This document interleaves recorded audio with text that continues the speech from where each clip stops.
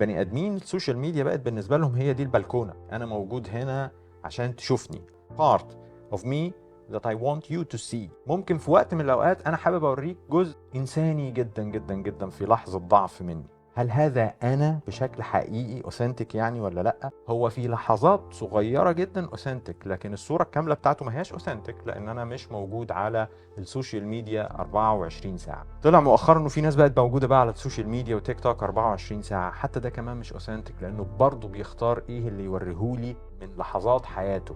في حاجه اسمها الايديال سيلف، اللي هو انا عايز ابقى هنا، فبحاول احط مساحيق تجميل على شخصيتي قد ما اقدر عشان ابان بالشكل اللي انا عايز ابان عليه. يعني اللي عايز يطلع على السوشيال ميديا بالبيجامه هو قاصد يطلع على السوشيال ميديا بالبيجامه، فهو ده شكل من اشكال المساحيق اللي هو بيحطها عشان يبقى بالصوره اللي هو عايز يبقى عليها على السوشيال.